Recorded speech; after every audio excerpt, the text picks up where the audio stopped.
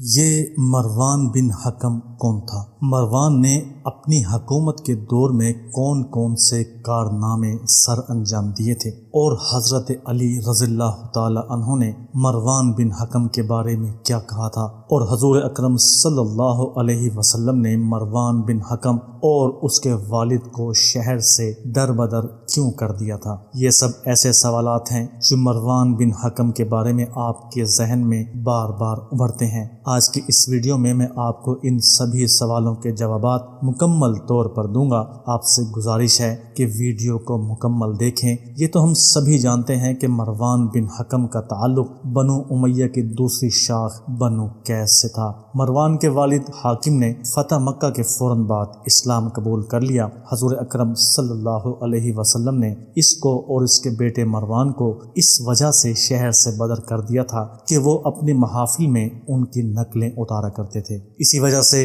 اور مروان کی بدزبانی کی وجہ سے اس کا لقب طارق بن طارق مشہور ہو گیا۔ حضرت عثمان نے حکم کو اور مروان کو واپس بلا لیا۔ حضرت عثمان نے اس کے بعد حکم کے بیٹے مروان کو اپنا سیکٹری مکمل کر دیا۔ حضرت عثمان کو مروان پر بے حد اعتماد تھا، اسی لیے امور خلافت بھی اسی کے سپرد کر دی تھی۔ جب حضرت عثمان کے خلاف فسادیوں نے فساد پیدا کیا تو مصر کے حاکم کے نام چال ساز خط بھیجنے کی ذمہ داری بھی مروان پر عائد کی جاتی ہے۔ حضرت عثمان رضی اللہ تعالی عنہ کی شہادت کے بعد مروان مدینہ چھوڑ کر بھاگ گیا، اور حضرت معاویہ رضی اللہ تعالی عنہ کے ساتھ مل کر جنگ جمل حضرت عائشہ کے خلاف اور جنگ صفین میں حضرت علی رضی اللہ تعالی عنہ کے خلاف لڑی۔ حضرت طلحہ رضی اللہ تعالی عنہ کی شہادت بھی اسی مروان بن حکم کے ہاتھوں ہوئی، جو اسی کے فوج کے سربراہ بھی تھے۔ حضرت امیر معاویہ رضی اللہ تعالی عنہ کے اقتدار میں آنے کے بعد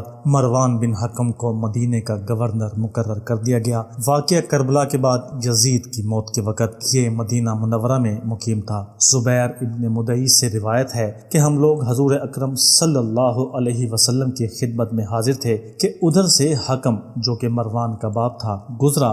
اسے دیکھ کر حضور اکرم صلی اللہ علیہ وسلم نے ارشاد فرمایا کہ اس کی اولاد میں جو بچہ ہے اس سے میری امت عذاب اور پریشانیوں میں مبتلا ہو جائے گی۔ حضرت عبد الرحمن بن عوف رضی اللہ تعالی عنہ سے روایت ہے کہ جب مروان پیدا ہوا تو مدینہ کے اس وقت کے رواج کے مطابق اس کو حضور اکرم صلی اللہ علیہ وسلم کی خدمت اقدس میں پیش کیا گیا، تو حضور اکرم صلی اللہ علیہ وسلم نے اس کو دیکھ کر فرمایا، یہ ملعون ابن ملعون ہے۔ مروان کے بارے میں حضرت علی رضی اللہ تعالی عنہ نے فرمایا کہ تمہاری حکومت کا عرصہ اس کتے کی طرح ہے جو اپنی غلاظت کرنے کے بعد اس پر ہی بیٹھ جاتا ہے، جبکہ ادھر ابن زبیر محاصرہ مکہ کے بعد حسین بن نمیر کی تجویز اور ان کے مشورے کو چھوڑ کر پہلی بار غلطی کے مرتکب ہو چکے تھے، لیکن پھر انہوں نے یہی غلطی دوبارہ دہرائی۔ انہوں نے مروان بن حکم کو مدینہ منورہ سے دھکیل کر شام میں بھیج دیا، اور یہی غلطی ان کی ناکامی کا سبب بنی۔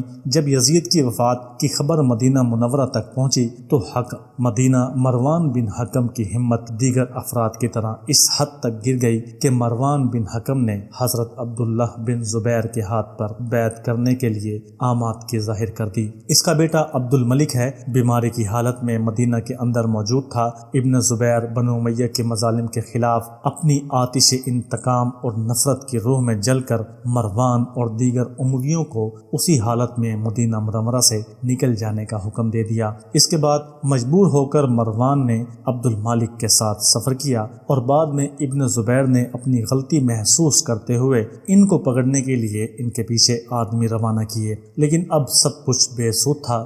وہ تلاش کرنے کے باوجود مل نہیں سکے۔ اگر ابن زبیر سے یہ سیاسی غلطی سرزد نہ ہوئی ہوتی تو تاریخ اسلام ایک نیا رخ اختیار کر لیتی۔ جب مروان بن حکم شام تک پہنچا تو اموی اس وقت بہت زیادہ خوف اور پریشانیوں کے عالم میں مبتلا تھے، اور ان پریشانیوں کے سبب آپس میں اختلافات کا شکار ہو چکے تھے۔ معاویہ بن یزید کی خلافت سے دستبرداری کے بعد خلافت کے لیے اب صرف دو نام ان کے سامنے تھے، خالد بن یزید اور عمر بن سعید بن العاص۔ خالد کے ساتھ قبیلہ کلب کی ہمدردیاں بھی موجود تھی، اور قبیلہ قیس ابن زبیر کی حمایت میں سامنے تھے۔ ان کے علاوہ دیگر اراکین عمر بن سعید کے ساتھ موجود تھے۔ مروان بن حکم کے دمشق چلے جانے سے بنو کلب کے بہت سے مزید افراد اس کی حمایت پر اتر آئے۔ مروان بن حکم اس پیچیدہ صورتحال سے بہت زیادہ پریشان تھا اور یہ چاہتا تھا کہ وہ ابن زبیر کے ہاتھ پر بیعت کرے، لیکن عین اس وقت عبید اللہ ابن زیاد نے پہنچ کر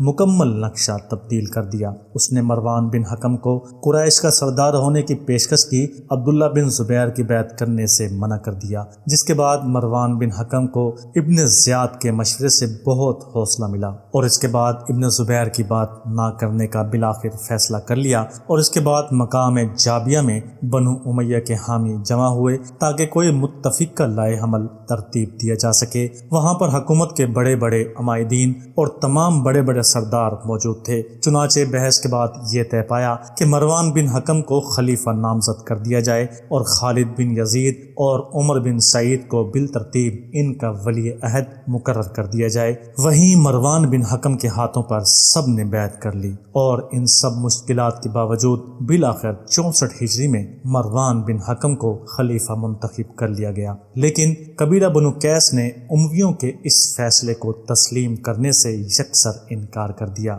بنو قیس کے سردار اسحاق بن قیس جو پہلے بنو امیہ کے بہت زیادہ وفادار تھے، انہوں نے عبداللہ ابن زبیر کی حمایت کا اعلان کر دیا۔ پھر اس کے بعد جابت کے مقام پر دونوں کے درمیان زبردست جنگ ہوئی اور اس وقت بہت دور رس نتائج ظاہر ہوئے، اور جہاں کہیں بھی ابن زبیر کے حامی تھے انہوں نے بھاگنا شروع کر دیا۔ اس کے بعد شام ہمیشہ کے لیے امویوں کے اقتدار میں چلا گیا اور امویوں کی ایک دوسری شاخ جو آل مروان کہلاتی تھی، انہوں نے ایک مضبوط اقتدار کی بنیاد رکھ دی۔ اس کے بعد عربوں کے دو بڑے قبیلوں کے درمیان دشمنی کی ایک مستقل دیوار حائل ہو گئی، جو اس کے بعد آنے والے ادوار میں خانہ جنگیوں کی صورت میں ظاہر ہوتی رہی۔ مروان بن حکم نے رمضان 65 ہجری 63 سال کی عمر میں یہ دنیا چھوڑ دی۔ ان کی وفات کی اصل وجہ تو پتہ نہیں چل سکی، لیکن عام خیال یہ کیا جاتا ہے کہ مروان بن حکم کی وفات کے پیچھے ان کی بیوی